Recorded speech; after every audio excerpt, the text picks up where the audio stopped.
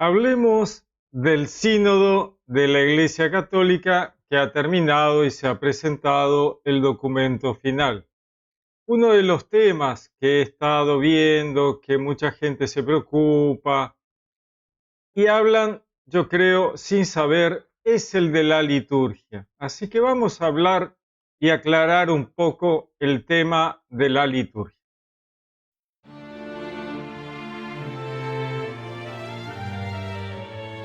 Se terminó el sínodo, ha venido el documento final.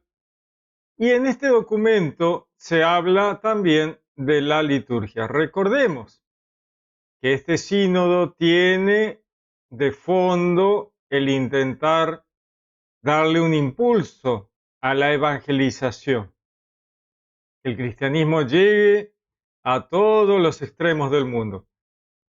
Para ello debemos llevar la palabra, evangelizar y buscar la conversión de todas las personas que viven en este nuestro amado planeta. Ahora, para llegar a conversar bien, sin conflictos, debemos volver a las raíces de la iglesia cristiana al principio. ¿Cómo eran las raíces de la iglesia cristiana? Bueno, llegamos, hablamos el idioma del lugar, se realiza una inculturación, que es adaptarse a los lugares a los cuales llegamos y ver de asimilar un poquito las costumbres locales a los rituales que la iglesia lleva. ¿Eso es un invento cristiano? ¿Los cristianos se les ocurrió hacer eso? La verdad es que no. Cuando uno lee la Biblia y lee el Antiguo Testamento, Dios les manda al pueblo hebreo a utilizar las fechas de las fiestas paganas para sus propias fiestas. De esa manera asumen, primero que nada, la fiesta de los paganos, de los que no eran hebreos. Entonces, sobre esa festividad que era en honor a un dios cualquiera, una fuerza de la naturaleza, sobre esa fiesta, el equinoccio, el solsticio, recordemos que muchas de esas fiestas tenían que ver con la naturaleza, tenían que ver con rituales de dioses que no existían, pero que representaban para esas comunidades la fuerza de la naturaleza que organizaban las cosechas. Como la humanidad ancestral no entendía de las fuerzas del universo y de las fuerzas que rigen el ritmo de las estaciones, las órbitas planetarias, por qué tenemos verano, invierno, la inclinación del planeta y todo eso. Entonces simplemente pensaban que había un Dios detrás de la cosecha, detrás de la fertilidad, detrás del viento, del mar, de la lluvia, millones de dioses. Simplemente porque la humanidad ancestral trata de conectar con Dios y el Satán le habla al oído y le dice: Dios está ahí en el viento, Dios está allá en la tormenta, Dios está en Saturno, en el Sol, en la Luna. Y la humanidad se desviaba y se desvió del camino hacia el verdadero Dios. Pero eso no fue todo, sino que para completar el desastre, hicieron sacrificios humanos, sacrificios de animales, para poder comprar a esos dioses que nunca existieron. Entonces, la humanidad trataba de ofrecer a los dioses una ofrenda para pagarles a los dioses, para que lloviera cuando ellos querían, no lloviera cuando no querían, el viento aflojara, la tormenta pasara, el volcán dejara de largar lava. Y entonces hacían sacrificios humanos y terminaban haciendo sacrificios de niños. Para esa altura del partido, Dios decide intervenir porque el asunto humano va mal. Así que Dios interviene en la historia humana, crea al pueblo hebreo y a partir de allí se produce una corrección de toda esa locura. Ahora, el pueblo hebreo no logra comprender exactamente de qué va su tarea trascendental, pero Dios lo lleva de la mano como un chico y le va diciendo, esto sí, esto no, esto sí, esto no, esto se hace, esto no se hace, esto se hace, yo te voy a decir cuándo y qué vamos a festejar. El pueblo hebreo está en un contexto de otras culturas donde se festeja lo que ya habíamos dicho, la fiesta de la cosecha, la fiesta del día más largo, del día más corto, del inicio del verano, del inicio del invierno. Entonces Dios, ¿qué le dice a los hebreos? Bueno, vamos a festejar esto. ¿Y qué es lo que vamos a festejar? La salida de Egipto. ¿Y en qué fecha vamos a festejar? En la misma fecha que los paganos están festejando otras cosas. La fecha no la vamos a cambiar. ¿Por qué no vamos a cambiar la fecha? Porque la gente va a festejar en esa fecha. La fecha no se puede cambiar porque el equinoccio es siempre en la misma fecha y el solsticio en la misma fecha. Y hay determinados temas que no van a cambiar porque son astronómicos. Entonces, ¿qué vamos a hacer?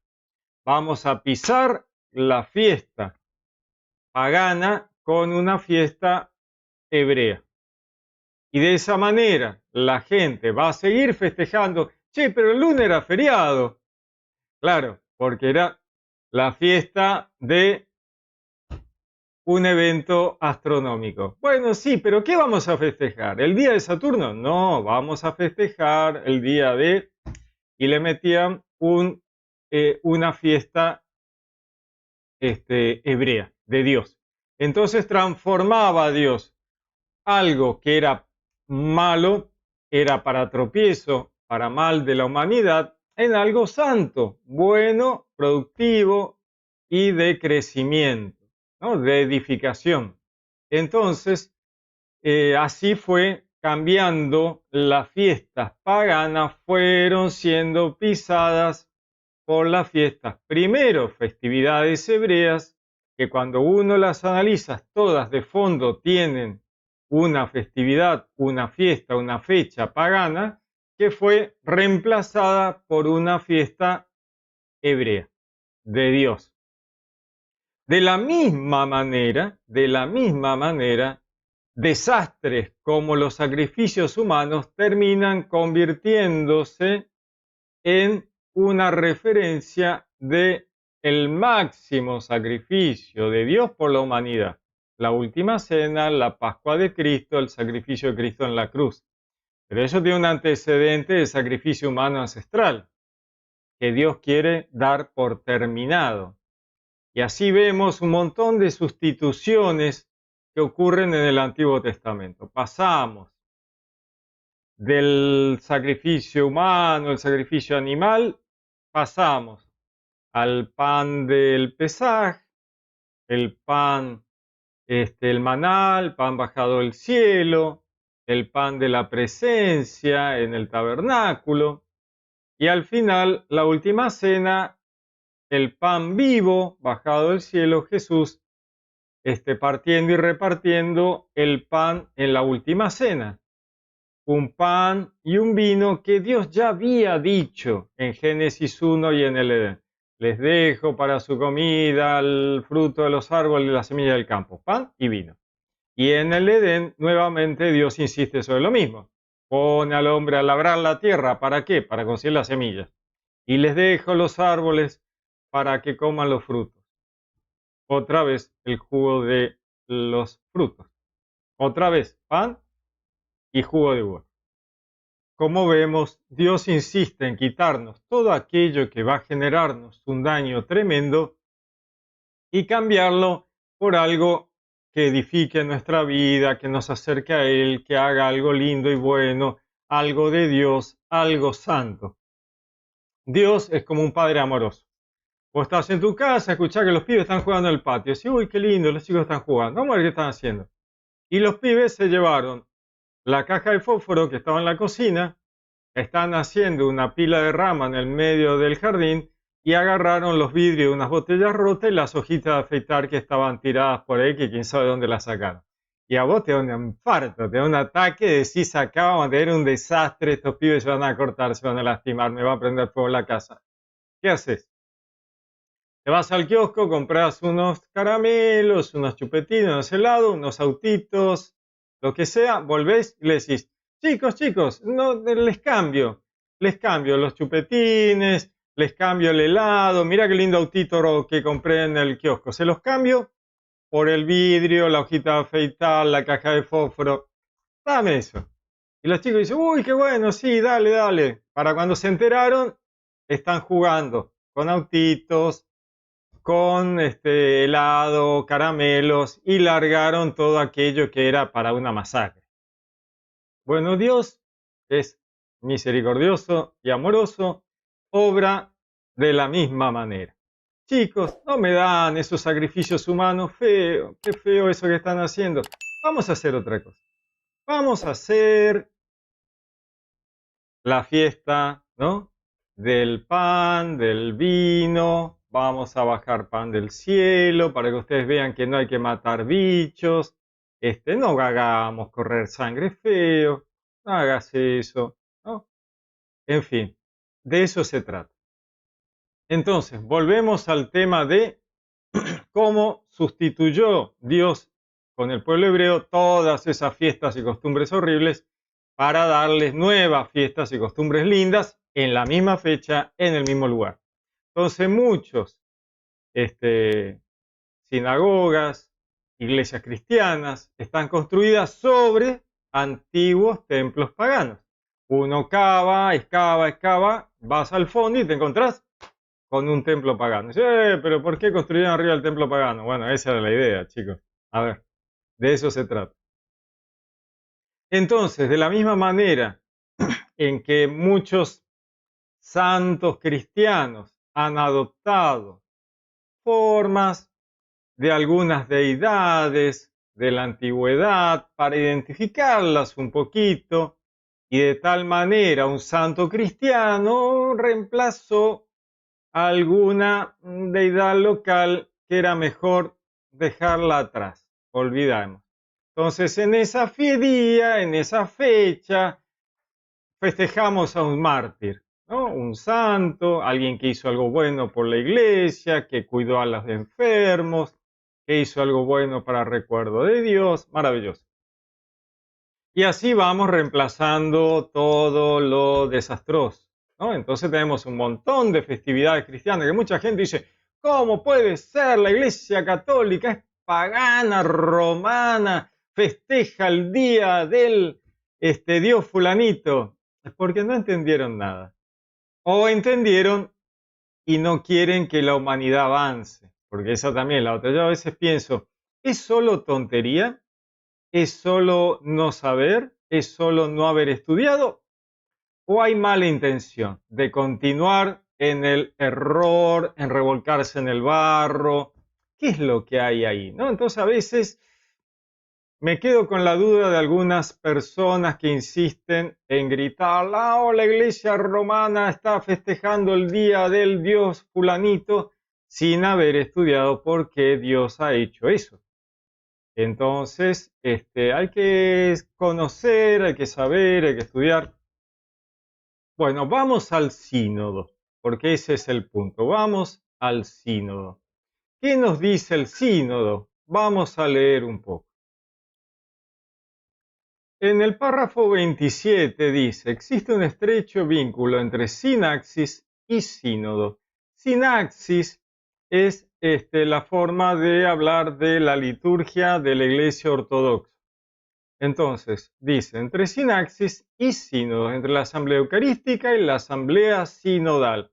Aquí el documento está haciendo un paralelismo entre las dos asambleas, ¿no? La asamblea eucarística, la asamblea sinodal, la iglesia ortodoxa y la iglesia occidental, todos juntos trabajando en un mismo sentido, con una misma meta, aunque bajo formas diferentes. ¿Ven? ¿Qué dice? Aunque bajo formas diferentes. En ambas se realiza la promesa de Jesús de estar presente allí donde dos o tres se reúnen en su nombre. está citando al Evangelio de Mateo. Las asambleas sinodales son acontecimientos que celebran la unión de Cristo con su iglesia por la acción del Espíritu Santo.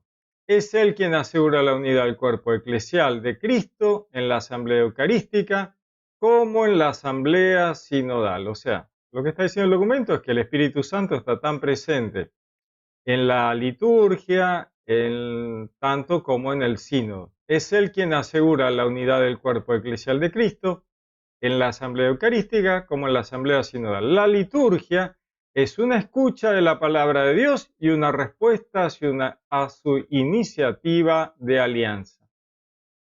Nos recuerda que en la liturgia se lee la palabra de Dios, se leen las lecturas, la Biblia, y nos habla de una respuesta a su iniciativa de Dios de alianza con la humanidad. La asamblea sinodal es también una escucha de la misma palabra. Otra vez, en la asamblea sinodal se busca la fuente de la palabra de Dios, los evangelios, el Antiguo Testamento, para inspiración. La asamblea sinodal es también una escucha de la misma palabra que resuena tanto en los signos de los tiempos como en el corazón de los fieles y una respuesta de la asamblea que discierne la voluntad de Dios para ponerla en práctica. Está hablando de eso justamente, de que el Espíritu Santo ilumina y la iglesia intenta seguir los pasos de Jesús en una reunión de toda la iglesia católica, en todas sus formas y lugares. Entonces nos dice, veamos un poquito, que resuena tanto en los signos de los tiempos como en el corazón de los fieles y una respuesta a la asamblea que discierne la voluntad de Dios para ponerla en práctica.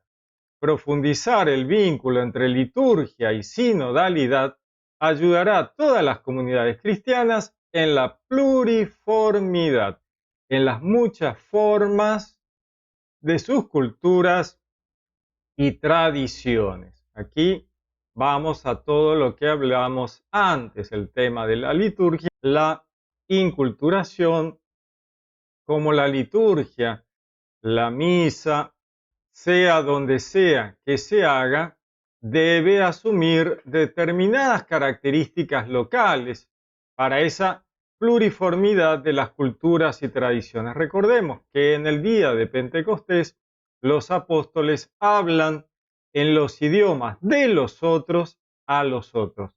Los otros no tuvieron que aprender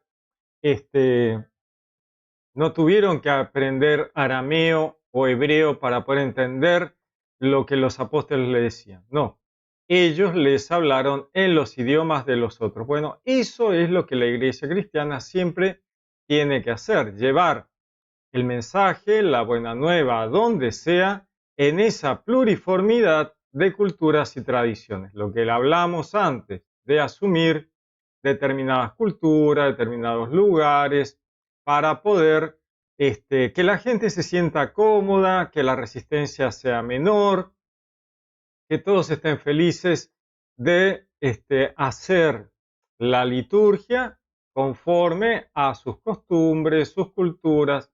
No, me van a decir, no, pero eso es una barbaridad, si la iglesia católica siempre tuvo la misma misa en todas partes. Bueno, esa es otra cosa que ocurre por no estudiar, ¿no? Vamos a ver si eso realmente es así como lo dicen, que todos lados la iglesia festeja, celebra la misma misa en todos lugares. ¿Estás seguro? Me parece que no, y que nunca fue exactamente así. Vamos a ver. En la Iglesia Católica, las liturgias varían según los ritos litúrgicos que están distribuidos en distintas familias y zonas geográficas. Aquí armé un apunte corto para tener una idea un poquito más resumida de este tema. Aunque el rito latino romano es el más conocido y común en Occidente, el mundo no termina en Occidente, ¿no? La Iglesia Católica reconoce y celebra otros ritos en comunión con el Papa. Entonces tenemos el rito latino occidental, el rito romano, con su forma ordinaria y su forma extraordinaria, el rito mozárabe de España, que surge debido a la invasión de los árabes en la península de España, ¿no es cierto? Y de los visigodos, porque tuvimos, en España se tuvo tanto la invasión de los árabes, de los musulmanes, el Islam, como de los visigodos. Visigodos eran arrianistas, bueno, y el Islam era islámico. Entonces, ese rito mozárabe es distinto del que estamos acostumbrados en Buenos Aires, ponele. ¿Por qué? Porque lo que trataba el rito mozárabe era de catequizar un poco más profundamente, entonces tenía temas puntuales de esa zona, de ese lugar y de ese tipo de problemas que trataban de resolver, el Islam y el arrianismo. Tenemos el rito ambrosiano, propio de la arquidiócesis de Milán, Italia, que tiene algunas diferencias litúrgicas con el rito romano y una estructura propia. Pero estamos hablando de Italia, ¿eh? No estamos hablando de Jamaica, estamos hablando de Italia, rito ambrosiano. Rito bracarense, propio de la arquidiócesis de Braga, en Portugal, es una versión adaptada del rito romano, con algunas particularidades locales. ¡Qué barbaridad! ¿Cómo puede ser? ¿No? Bueno, ven que no es tan homogéneo el asunto como parece. Ritos orientales. La familia antioquena, rito maronita, practicado principalmente en Líbano y comunidades maronitas en otros países. Rito sirio occidental, celebrado en iglesias sirio-católica y sirio-malankar. La familia alejandrina, rito copto, celebrado en la iglesia copto-católica, presente en Egipto. Rito etíope, celebrado en la iglesia católica etíope y Eritrea. Familia armenia, rito armenio, propio de la iglesia armenia católica, celebrada en Armenia, comunidades armenias en la diáspora. Familia caldea, rito caldeo, practicado por la iglesia católica en Irak e Irán. Rito siro-malabar, celebrado en la India, especialmente en Kerala. Familia bizantina, utilizada en varias iglesias orientales católicas, por ejemplo, melquita, ucraniana, rusa, rumana, griega. Tiene una estructura litúrgica similar, aunque con algunas variantes locales. Este rito es común en Europa del Este, Medio Oriente y algunas comunidades de la diáspora oriental. Rito ordinariato personal, ex anglicanos, ordinariato anglicano establecido para los anglicanos que se unieron a la Iglesia Católica, mantiene algunos elementos del anglicanismo en la liturgia, pero en comunión con Roma. Como ven, aquí tenemos un rápido resumen de que la cosa no es tan homogénea como nos quieren hacer creer y nos dicen, ¡ay, qué barbaridad lo que es el sino! ¿Qué está haciendo el Papa Francisco que va a cambiar la liturgia? Ya no va a ser la Iglesia Católica que yo estaba acostumbrado. Menos mal que no viviste en la época de Justino Mártir, porque esa tampoco era la que estás acostumbrado, ¿no? A ver, la liturgia evolucionó, fue modificando, cambiando cosas, adquiriendo unas, descartando otras, afianzando determinadas cosas en determinados lugares, cada uno con su forma, con sus características. Básicamente, en el fondo, es lo mismo, pero tienen formatos un poquito distintos, hay cosas que son distintas, y así va a seguir siendo a medida que la iglesia avance. Va a seguir evolucionando. Si volvés dentro de 1.000.000 de años, la liturgia va a ser un poquito distinta, ¿no es cierto? Así como era distinta en el primer siglo. Entonces, ¿por qué no estudian aquellos que hablan tantas cosas asustando a los católicos que no están interiorizados? No asusten a los católicos que no han tenido tiempo para estudiar. No hablen cosas que no son. Primero estudien, primero investiguen, primero lean, estudien Antiguo Testamento, estudien por qué la iglesia hace lo que hace, por qué Dios hizo lo que hizo en el Antiguo Testamento, por qué ocurren las sustituciones, las inculturaciones. Hablar por hablar es solo para asustar a la gente y generar malestar. No tiene mucho sentido. Entonces, vamos a volver al documento del sínodo para terminar de leer este apartado. Entonces, con este fin, solicitamos la creación de un grupo de estudio específico al que confiamos también la reflexión sobre cómo hacer que las celebraciones litúrgicas sean más expresivas de la sinodalidad. También podría ocuparse de la predicación dentro de las celebraciones litúrgicas y del desarrollo de una catequesis sobre la sinodalidad en clave mistagógica, para aquellos que empiezan a interiorizarse de los misterios de la Iglesia, de la liturgia, de los sacramentos, de todo lo que es la fe católica, la fe cristiana. Entonces, volvamos. ¿Qué nos dice el documento? Profundizar el vínculo entre liturgia y sinodalidad ayudará a todas las comunidades cristianas en la pluriformidad de sus culturas y tradiciones, lo que se viene haciendo desde Abraham. Desde Abraham, no desde Francisco, ni de Pablo, ni de Moisés. No, esto se viene haciendo desde Abraham. A adoptar estilos celebrativos que manifiesten el rostro de una iglesia sinodal. Con este fin solicitamos la creación de un grupo de estudio específico. La iglesia quiere que se generen grupos de estudio, gente capacitada, que sepa de qué se trata, de que entiendan todo esto que les he explicado y que ellos saben mucho más que yo, y que puedan llevar adelante una evolución de la iglesia al nuevo milenio, cientos de milenios, no sé, por lo menos el próximo 1000 años, para que la evangelización se produzca de manera perfecta, sin resistencia, sin mártires, sin que se persiga a la iglesia, sin que la gente grite pavadas y se asusten por cosas que no deben asustarse, ¿no?